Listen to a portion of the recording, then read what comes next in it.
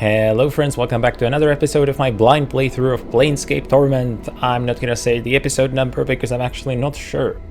So we are back here. We were about to talk to these three... whatever were they again? I'm not quite sure. I think the best thing to do to begin with is to pick up more stuff before I forget, because that is something that I totally should have done in the last episode and didn't really think about it. Man, the loss of Mort is a true tragedy for us, because he... Oh. This character is too far away. That can happen. Interesting. Because he was the one to carry all of our loot, so we actually have to redistribute all of it among companions, which we will hopefully not lose anytime soon. So, Dakon, you take all the rings for no particular reason. Oh, you're full. And I guess Anna, you also take some rings. Gerase's ring, what was this again? Oh yeah, it was this one that we found. +3 to save versus poison. If only we had a free ring slot. Now, can I give it to someone else actually? Can I give it to Anna, perchance? Not to insinuate anything with me giving Anna a ring or anything like that, but yeah, this is purely utilitarian. We gotta use the stuff that we have. That's the only reason we're doing this. Don't read into it, Anna. Man, I really should clear my inventory one of those days. But I'm not gonna do that today. No. Today, we will begin by looking at our quest log, because there are a bunch of new things that I still haven't even read the entries on. So, Sebastian the Mage wants me to kill an Abishai named Grosuk. If I do this for him, he will help me with my scars. Yes, I think that in the last episode I expressed sort of a doubt as to whether I'm equipped enough to do that. And you guys told me in the comments that I might actually be, so we will see. We will try not to postpone it for too long, because you know what happens to quests which I hold off on for too long. They get stuck in my inventory and then I don't remember where the quest giver even lives, so that's a thing that we don't want to happen again. Generally it would be nice to get rid of all these pesky quests here. You know, like remove Requin's Curse of Stench. Well, actually that's in the upper wards. I don't think we've been to the upper wards yet. Next quest, find key and sneak out of tenement. I ran into a girl named Savle in the tenement of thugs. Apparently she had become trapped inside the tenement by a gang of Saositects that is holding some sort of gathering in the room that contains the exit to the Alley of Lingering Sighs. She told me of another door to the room that may provide a means to slip past the thugs without a fight. I have agreed to find a key to this door, which is supposedly carried by one of the thugs on the upper floors of the tenement. I thought I had done that.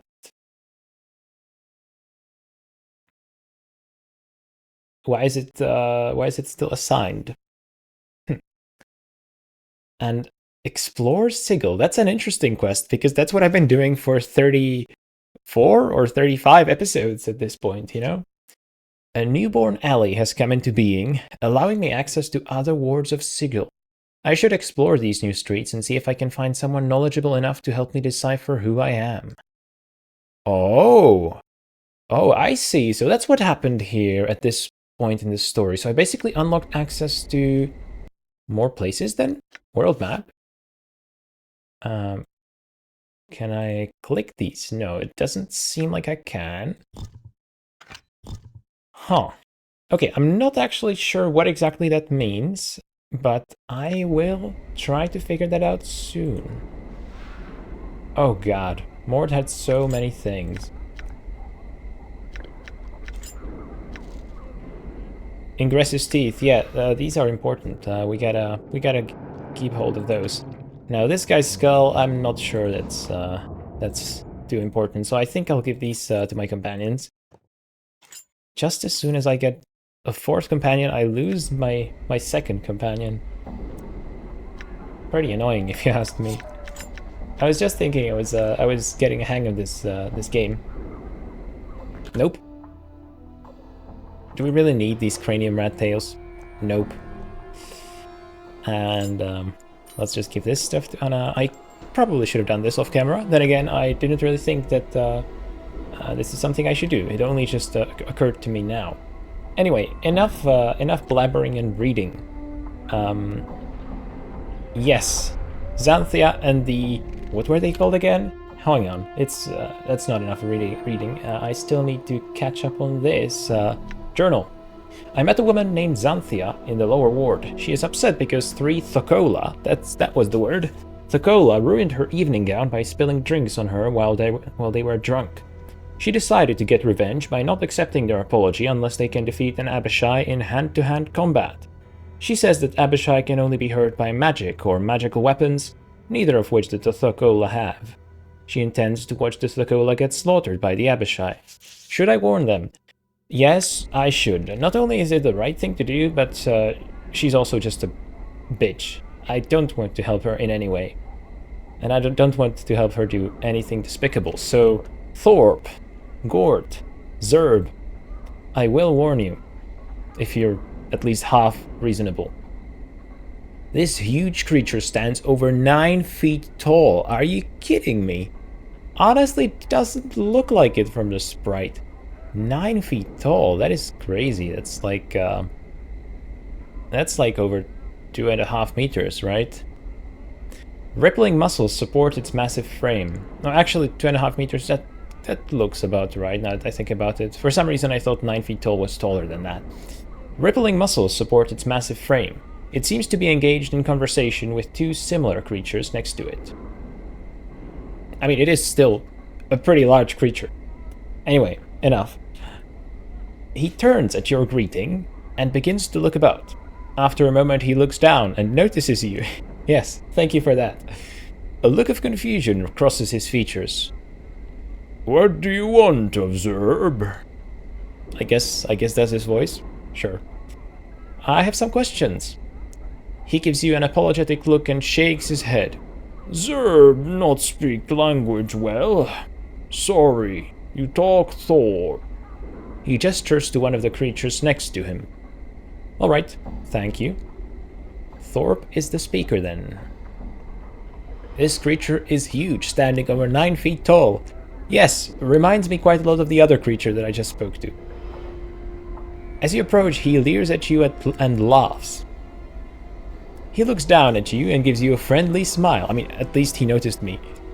What do you want, Smalley? I like them. They seem fun. A friendly smile. You know, they are like the archetype of these huge yet gentle creatures in fiction, in fantasy, you know. I love this. What do you want, Smalley? Well, I have some questions. You got question? Maybe Thor got answer. He smiles at you. Well. Who are you? He smacks himself in the chest with a thunderous blow. Thor.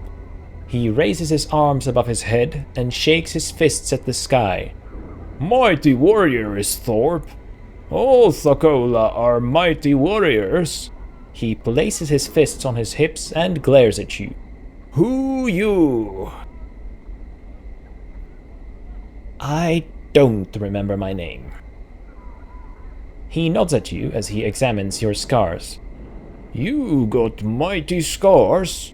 You must be great warrior, like Thorpe. He frowns and nods wisely. You got hit on head too many time. Not remember name. Someday it come back. Oh yeah, I love this guy. I will definitely help them. I have some questions, yeah. I just gotta keep repeating that line. I always approach someone and I have some questions. What are you doing here, Thorpe and company? He barks out a laugh and smiles at you. Thorpe here with friends. He gestures at the nearby Thokola. We gonna barsh a flying lizard. He lets out a roar and begins to pound his chest with fists the size of hams. Ah, a flying lizard. He nods his head, then begins to make crawling motions. Lizard, you know. But it fly! He begins to flap his arms like a huge misshapen bird. Eventually he settles down and looks at you expectantly. Do you mean a dragon, perchance? He snorts and raises to his full height. Thorpe good, but he not that good. Someday Thorpe want to barge dragon. He stares off into the distance with a longing expression, then sighs. But this not that day.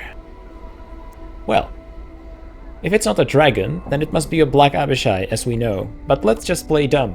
What is it? Thorpe not remember what Xanthia call it. He pauses to think. It lizard, tall as Thorpe.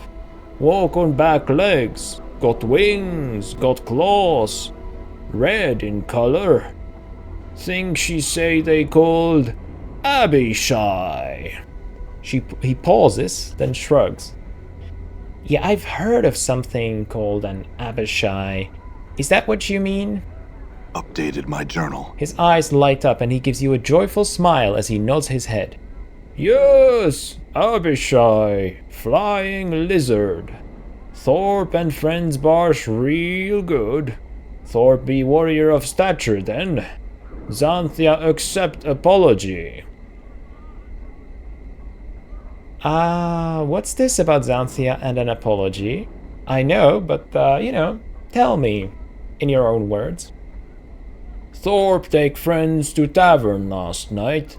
Thorpe gets stinking drunk, fall on Xanthia's table, spill drinks all over her. He looks embarrassed. Xanthia say she not accept apology unless Thorpe be warrior of stature. So killing an Abishai is supposed to give you Updated stature. my journal. He shrugs. Xanthia say so. Thorpe not know.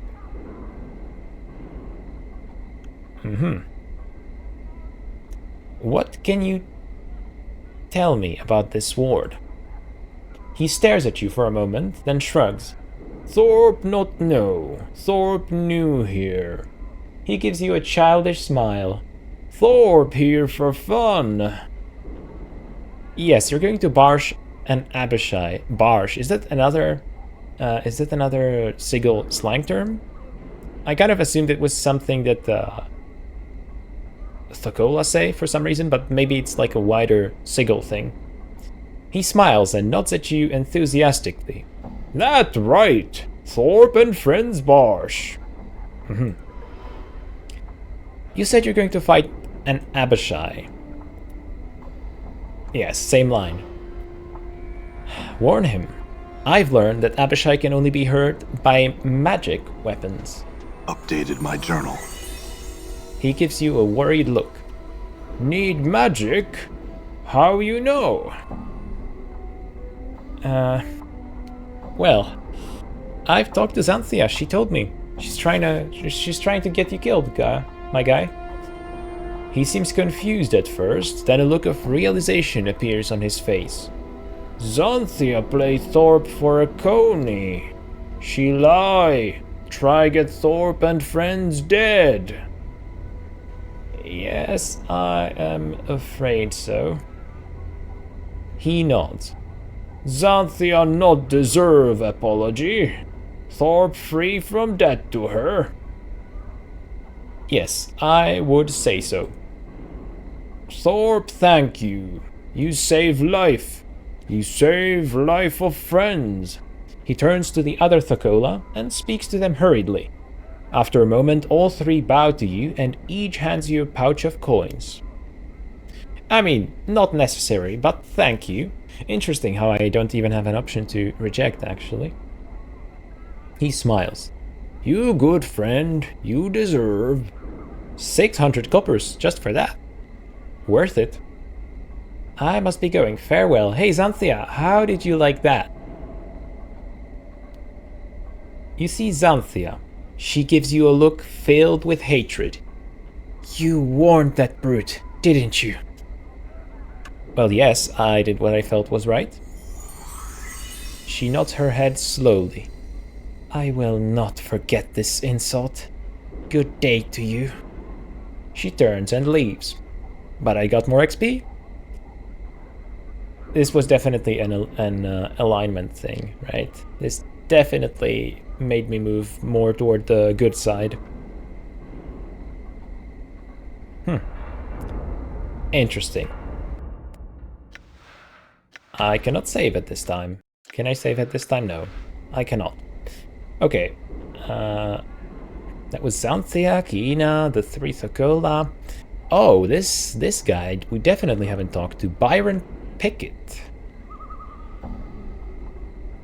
Yeah, this is just a townsperson. Okay, Byron Pikit. What have you got for me? You see a well-dressed, middle-aged man. He seems to be scanning the crowd with a practiced eye. He notices you approach and gives you a quick once-over. Greetings. He smiles at you and gives a barely perceptible nod. I am Byron Pikit, moneylender. May I help you? Moneylender. That is a fun occupation for sure. He nods again. Yes, I cater to the needs of merchants. Want to start a business? Keep one afloat that's down on its luck? Or perhaps expand a business? In either case, you come to me for the funds. He looks you up and down. I doubt that you are a merchant, sir, so what can I do for you? Okay, my option is I'm a merchant. Sure. A merchant with death. I don't know why I said that. I have some questions, I guess. Very well, make it quick. Oh, okay, I'm looking for Lothar, the Master of the Bones. He gives you a quizzical look. Really? Why in the name of the 9 hells would you want to find him? He stole a skull of mine. I guess I'm just telling everyone that he stole my skull. So? What do you think you are going to do? Just march in and demand it back? He looks you up and down. I admit that you appear more than capable of handling yourself in a fight, but against Lothar... He snorts. Your skull will decorate his walls. Just how tough can one man be? That's a smart way to ask, right? The best way to get more information is to say incorrect things and let other people correct you. He laughs uproariously and gives you an incredulous look. Lothar is above the law, Burke. He is that powerful, that tough. Well, I still need to find him, though. He pauses for a moment. I have reasons, quite good ones, I can assure you, not to point anyone toward Lothar. Now pike it, sod. He turns away. Well, that is that. Which way should I explore first? Maybe down here. Let's go then. For this fine item you offer a mere pittance, you insult me, sir. Oh, okay, these are townspeople, but this is a named character. Let's just talk to one of the townspeople first. You see an anxious-looking man. He gives you an annoyed look as you approach. He gives you a bored look. Hello? I have some questions. Okay, farewell. I guess I could have pried, but not really worth it, I think. So is this like yeah, is this like an auction? Is this like is this where people come to bid here in Sigil? You there, you look like you could use a... Oh my god, I'm getting attacked by a shadow and I didn't even notice. Right, combat. Without Mort. I guess we'll just attack it, the 3 of us? Damn. The Karak sings true. Well, it worked. They just keep coming. They're not coming frequently, which is good. I hate it when they just keep coming from all sides all the time. But you definitely have to think of them. You definitely have to count on them attacking you from time to time. You see a florid, boisterous man. He's shouting and carrying on like there's a war that's about to come through. Like he's got something lodged in his intestines. Like Well, like he's too excited about something to talk in a normal tone of voice. To talk in a normal tone of voice, right? Okay. His rapid-fire delivery makes it difficult to understand him. You, sir, you there. You look like you could use something. I'm not quite sure what it is yet, but give me time. Give me time and I'll have it figured out on the spot. You need rooms? I've got rooms. You need supplies? I've got supplies. Well. What are you selling then? Oh, that actually just opens the... Okay, sure. Let's sell some shit, because I'm tired of carrying all these rings around. Didn't I used to get like 40 for these, and now it's 37? I think some of you guys told me about the sort of economy that is in this game, like that as I sell more and more of one type of thing, the prices or the amount of money that I will get for it decreases. I think that's how it works. Is this, by the way? Yeah, this is selling, right? So I guess that's what's happening here, maybe, or I could honestly just be misremembering. All right, freed up my inventory just a bit. What's with this obsidian earring? Oh, it's a stealth skill thing, usable only by thieves. I should give it to Anna, shouldn't I? If she can wear it, I don't see why she couldn't. There we go. Oh, because she already has one, right? But I can give it on the other one. She has her chain teeth earrings. That's right. We read their description in the last episode, I think. Once again, you come to see me once again. There must be something I can do for you that my brother Deron cannot, eh? Ha! Oh, is this guy like competing with his brother? That's fun. I have some questions for you. Anything you want, friend. Time and words are money, so keep it snappy. Who are you and what do you do? I am Giltspur the auctioneer at your service. I buy, I sell, I provide services and employment. How about some questions? Anything you want, friend. Time and words are money, so keep it snappy. I like that line. What can you tell me? What can you tell me of this area? This? Why, this is the lower ward, home to the Godsman, the Great Foundry, and a host of services. What you need is what we have. Tell me of the Godsman. I'm kind of hoping that this guy would tell me something more than... Well, it looks like he will. I was like, yeah, this guy has got to know the locals, right? He keeps auctioning stuff here, talking to everyone. He's gotta be knowledgeable. He will definitely tell me more than the average citizen. Well, turns out he will. The Godsmen. Ah, a group of people close to my heart. They say we are all our own gods, that we have potential for godliness within our spirits. From the lowest beggar to the highest king, we all nurse gods in our breasts. Who could think of something finer? I agree, that's a pretty idea. Too pretty, if you ask me. Too seductive. Who could think of something finer? Oh, and I'm... Really? Am I just being asked to pick my faction alignment, or I guess sympathy here? Well, I honestly don't even know the sensates. Who are they? And I honestly couldn't really tell you what the Harmonium believe. But you know what? The Anarchists. They sound cool. Down with authority. The Anarchists. Hi, good one. A fine answer. He chuckles. Well, I guess he liked that. Tell me... do you know of any jobs that need doing? I certainly do, a friend. I have a little errand for you to run if you'll take it. It'll net you 50 coins. All you need to do is run this handbill down to the print shop and ask Scofflaw Pen to print up 100 copies for me. Here, take it. He shoves a crumpled piece of paper into your hands. All right, Updated my journal.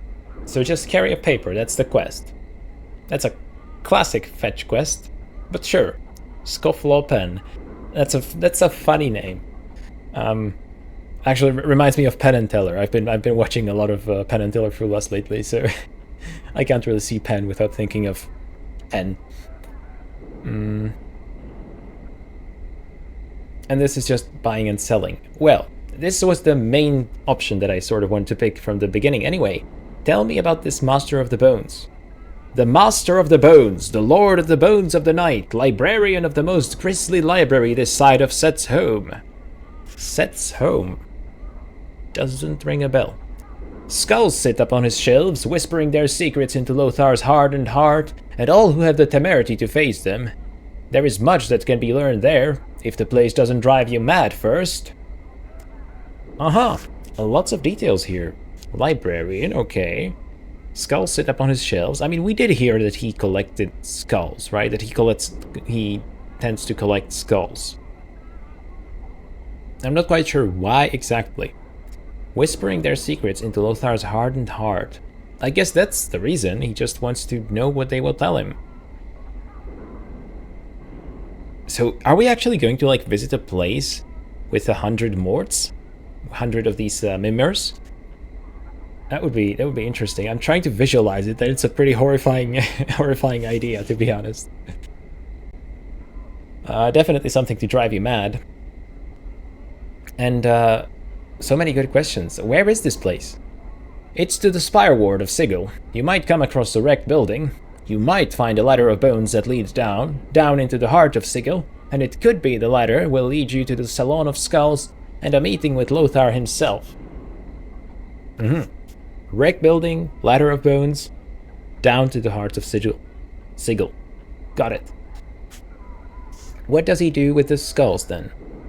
They say dead men tell no tales, but at Lothar's salon, the dead spill their secrets to the willing ear. The more dead, the more tales, the more chant, and the more chant... Why, the more one's eyes are open to the very heart of the multiverse. He wags his eyebrows for emphasis. I've never seen anyone wag their eyebrows for emphasis. Like I'm trying to do that. I can't even do that. What does that look like? Wagging your eyebrows for emphasis. Okay. The very heart of the multiverse. I feel like this guy is trying to sell me on this just by his habit of being a salesman, even though he's actually not selling me anything, right? He's just got into the habit of doing this so much that he's like trying to make me believe really hard this is so cool and so interesting. I mean, it is cool and interesting though. Why do I have to sigh? I don't want to sigh. I like this guy. A few more questions then. Anything you want, friend. Time and words are money, so keep it snappy. I have to say it again. That's a fun line. I think that's about what we can learn from you, my friend, then. It was enlightening. I think that was the most information I've gotten about the Master of the Bones so far, I believe. He's still very much a mysterious person, though, until we meet him. By the way, can we just talk about how Farad seemingly died, and we still haven't found out? The Nameless One still hasn't found out, and Anna hasn't found out, right? It will be very interesting to see how that turns out. Now we're in the marketplace, I believe. So let's go from the left. Drixel. You see a tall man in plate armor. The armor is of unusual construction with spikes flaring from the shoulders, elbows, and forearms. He nods at your approach. Good day, citizen. Greetings. How may I help you, citizen? He gives you a friendly look. I have some questions. Certainly, citizen. Wow, I like this guy. Who are you? He gives you a slight bow. I am Harmonium Guard Drixel, citizen. I keep the peace here at the market. A commendable job for sure. Tell me about the Harmonium. He snaps to attention. Our belief is simple. We are the light. We are the way. We are order. We are truth. He steals his expression. There wasn't even a question of me joining them. You see, some Bergs talk about doing battle with chaos to restore order and harmony, but they haven't got the stones to do anything about it. The Harmonium, we take action. We keep order on Sigil's streets and on the plains. He nods at you, matter-of-factly. Well, sounds like the lawful good faction, right? Order, truth, the way, the light. I mean, it sounds kind of cultish, just a little bit. But it's ultimately, well, it seems to be a cult with good intentions, and I mean, it remains to be seen how good their methods are, you know? But so far, they seem to be just a peacekeeping force here, which is good because this city sorely needs that.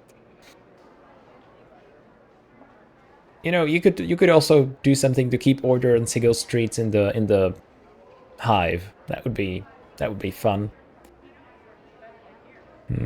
Go on then. He looks even bolder as he speaks. And we don't keep order with words. We fight, and fight hard to maintain and enforce order. Cross-traders, Knights of the Posts, Indepts, Anarchists, Zausitekts, Tanari Fiends, all had best beware the Harmonium's shadow. Chaos can only exist in an air of tolerance. Aha. Okay. This is interesting. So we know about the Zausitekts, or the Chaos Men, although I don't know all that much about them. Apart from that they're presumably on the Chaos side of the diagram. Anarchists. Not sure about them. Indepts. Tanari Fiends. I don't know what Indepts are. Like, who are they? I feel like that's the first time I'm hearing that term. Let's see. We have Godsmen, we have Harmonium, sure. So I would say that Harmonium are like lawful good, right? Seems that way. Lawful good. Chaos Men are chaotic something, right? Chaotic. I want to say evil, but that remains to be seen. There are also anarchists, which are chaotic something, right? In-depths, that's honestly, it's the first time I'm hearing it. Unless it's an alternate term for one of the factions that I already have here. I'm not really sure what to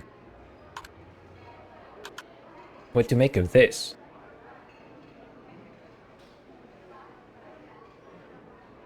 Tanari Fiends. I guess I'll add them to the list. They don't seem to be a faction per se, but I'll just add them to the list, and I won't capitalize the first letter, so I sort of know the difference. Okay, tell me about the other factions. Never mind. He looks rather bored, then shrugs his shoulders. Nothing. They are not a part of the truth that is the Harmonium. I have not studied them. Well, we definitely need to find someone who can tell us more, or who is willing to tell us more about the other factions, because they are interesting, right? And I feel like I need to know about them quite a lot. I am looking for someone named Lothar, or the Master of the Bones. He gives you a dumbfounded look, starts to say something, stops, and then starts again. Ah, well, no one knows for certain where Lothar is, citizen. He hasn't broken any laws that we know of, so we at the Harmonium leave him be.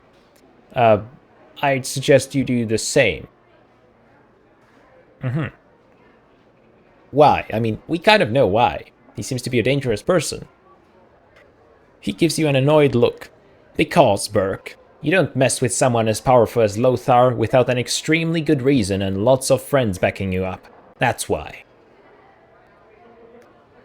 Okay, but I still need to find him. He stares at you for some time before answering. Very well. You can find the entrance to his crypt in a wrecked building here in the ward. He begins to look through you.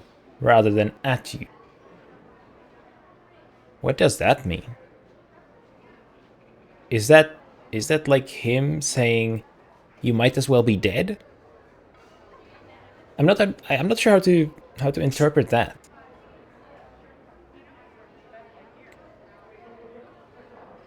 I need to buy some magic items. He gestures at the market. Plenty of merchants here, citizen. You can find what you need with them. Thank you and farewell. Alright, I guess at this point I will stop asking everyone about Lothar because I feel like they're sort of starting to repeat themselves, just from their own perspectives. But let me talk to these male and female shoppers, just to see what they have to say. You see an unremarkable man. He appears to be nothing more than another customer at the market. He wanders among the other shoppers with a bored expression. Greetings? He turns at your greeting and his look of boredom increases. Yes. Why is everyone so bored here? I guess bored is good, because, you know, the people in the hive, they're not bored because they keep getting attacked by thugs. But these shadows that are here, they keep coming only after me, so the people here are presumably safe because of the harmonium and all.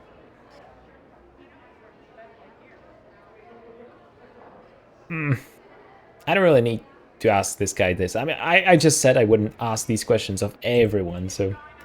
I hope I won't miss anything important by doing this. I will, of course, ask if there's like at least a slight chance that they will say something unique or interesting, but at this point I think we're better off speaking mostly to the named NPCs, although here is a market worker. It's interesting. You see a wiry older man who appears to be watching all the market workmen.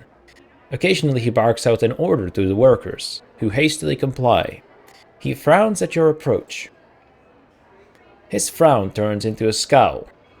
I know you. You're that Burke who's been running around asking all the questions. Yeah, that sure is me. He stares at you, daring you to deny it. Yes, and I have some questions for you as well.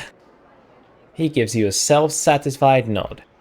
Yeah, well, I don't have time or answers for you. I suggest you leave before I call the guard. And don't be bothering my men, you hear? I mean, I'm cool with the guard, but sure, I don't want to stir up any trouble. Alec, what do you sell? You look like a weaponsmith. Well, not a weaponsmith, actually. You look like a regular smith. You see an older man with long white hair and weathered yellow skin. He stands tall despite his obvious age. He smiles and gives you a slight bow.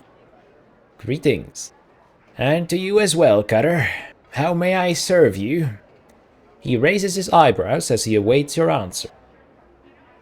Spells? This guy sells spells? This guy does not look like he sells spells. Well, maybe he doesn't. I'm interested in what you have for sale.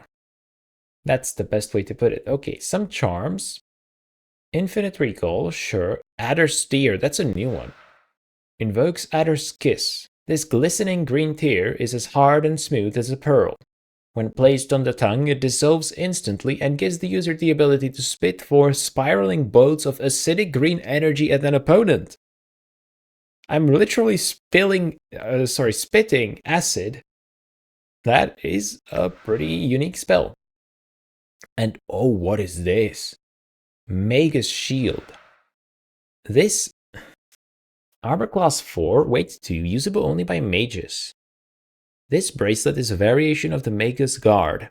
Essentially using the same spells and glyphs as its predecessor, the Magus Shield is better able to focus the energy of the enchantments placed upon it. Okay, so I buy this item, I wear it, and I can enchant it, is what I'm hearing. Magus Guard. Considered standard equipment for any adventuring mage, bracelets such as these can be found across the plains. Judging by the markings on this particular bracelet, it appears to have been made in a style quite common to Sigil.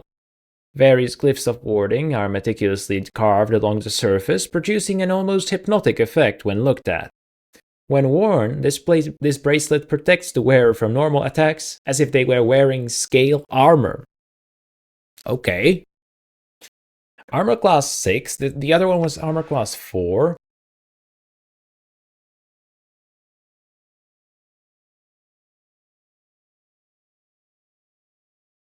Spider bracelet, and this is only for thieves. Okay, so presumably I could give this to my companions, but you know, I gotta prioritize myself since the Nameless One is kind of the character that we always control, even when for some reason we get parted from our companions. Lots of new items here. Displacer ring. Created from the blood of a displacer beast. Ah, I know those from Baldur's Gate 3. I wonder if these are different in this setting. This ring is able to partially redirect the force of any ordinary weapon. This results in making the user harder to hit, and when hit takes less damage than normal.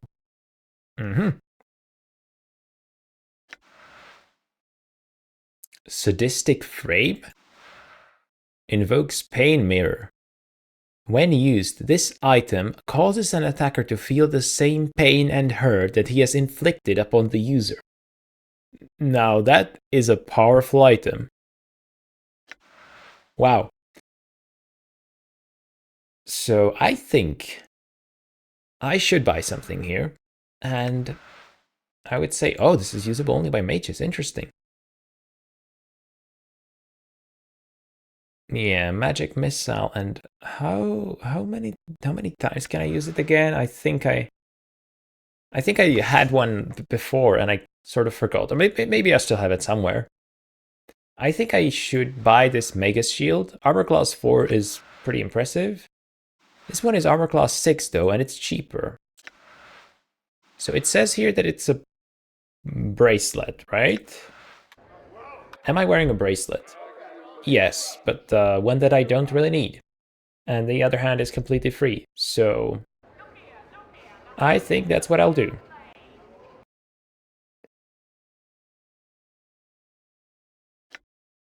Magus card, bam. Let's see it. Oh, okay, can I only... Huh, I can only put it here, okay. I can only have one bracelet. Interesting, good to know, good to know. So armor class is 6, which makes our...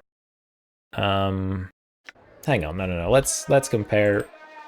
So we have Thaco is 17. That's not really what we care about. Armor class 6. There we go. And now we do this, and our armor class is 2, which is actually good. It's still so confusing. You guys have explained it to me very, very well in the comments, and I'm always like, okay, sure, I get it. And then the next time I play the game, I'm like, what the hell is going on? I feel like this is something that will just stick with me for the rest of the playthrough, to be honest. By the way, my characters have leveled up, which I sort of forgot about, so that's something to pay attention to. Actually, let's just do it right away, right? So, what is it? Statistics screen. The con. Spell memorization abilities, 2 hit points, and 1 from Constitution. That's good enough, I guess. Now, this is interesting. This is super interesting. Saving throws have improved. Backstab multiplier. 20 thief skill points gained. Oh, okay. 3 hit points and 1 from Constitution, sure. So what do we want to put our points into? Detect traps. I mean, open doors is always useful, isn't it? Let's get it up to 60 at least, I would say. And what are we left with? Detect traps. If I do this, then I'm sort of trying to level all of these up to the same extent, but that might mean that I won't really reach a super high level of proficiency in any of them, or in just one of them. So that's something to consider, but I still think I'll go detect traps. I wonder if she gets new points every level, or is it every second level or something like that. I might have leveled her up before. I'm not sure if I did. Maybe.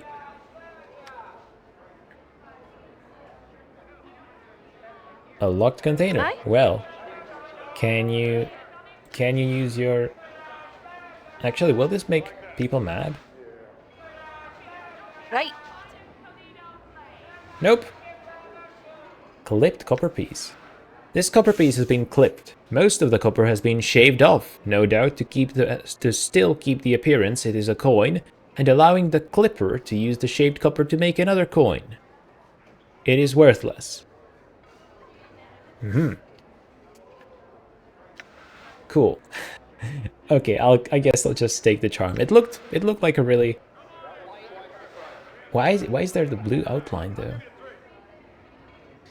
I don't buy it. I don't think it's worthless, you know? I think I'll just take it with me for no reason whatsoever. See, this is how the inventory gets so full. All right. Then we have Anze here, who seems to have the exact same sort of setup as the other guy. He also looks like a smith, but apparently he sells... Well, we will see what he sells. You see an older, stern-looking man. His face is a mixture of wrinkles and frown lines. He gives you a quick, stiff bow. Aye, greeting to ye as well. Anze is me name. What you be needing? I have some questions. He gives you a toothless grin. I reckon I got the time to give you the chant. What you be needing to know? What's that furnace used for? Let me ask that for no particular reason. He glances at the furnace and then lowers his voice. The furnace does nothing other than teach me lazy boy responsibility. That boy's always yapping and talking and such. Reckons himself a scholar and don't know the value of real work. If any have serious questions, well, he may be better to ask than me. Well then, you should encourage him in that, you know? Scholarship, that's a valuable thing in any day and age. More questions then. I need to buy some magic items. You can talk to Alec next door. He may have what you need. Right? He did. Then I want to buy some weapons. And there we go. Do I really though? No, not particularly. I think I'll just... actually, let me sell some items. This high-quality stiletto, why do I still carry it? The brimstone hammer, wow. It's worth a lot. I mean, I guess I'm saving these for future or potential fighter companions. But am I really gonna get any, you know? We will see. This hammer, I think we use this to repair, or well, actually more like break down something in the alley, you know, to create the new quarters. So I don't think I really need it anymore, to be honest.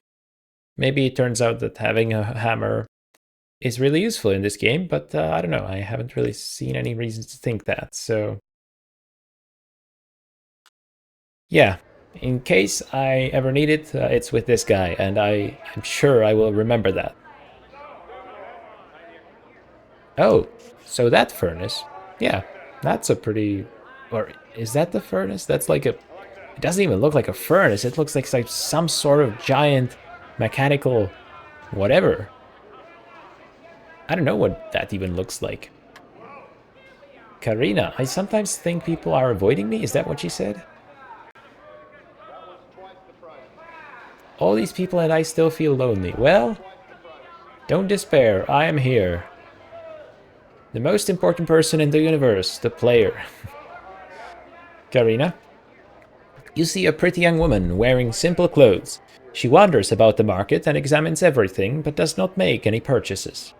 You notice that people seem to be avoiding her, but they try not to make it obvious. She flashes you a warm smile as you approach. Interesting. Why would people be avoiding her? This will be interesting, I think. Especially if she is pretty and young. I feel like she would have all sorts of suitors, you know? But people just tend to avoid her. Greetings. Her smile broadens. Hello, I'm Karina. It's a pleasure to meet you, Cutter. She continues to smile and waits for your response. Okay. I have some questions. She nods her head. All right, what do you want to know? These are all the questions I can ask, really? I was hoping for something else, but okay, sure, I'll ask about Lothar again. She frowns. Lothar? I don't know anyone named Lothar. I can't recall ever hearing that name either. Then you are the first in this entire area. She gives you a concerned look. Did you say Master of the Bones? That sounds ominous, doesn't it? Why would anyone want to be known by that name? Well, to frighten people, I guess. She looks lost in thought as she taps her chin with a finger. Finally, she nods her head. Yes, I think you're right. It gives me the chills just thinking about it. Master of the Bones is a rather scary title.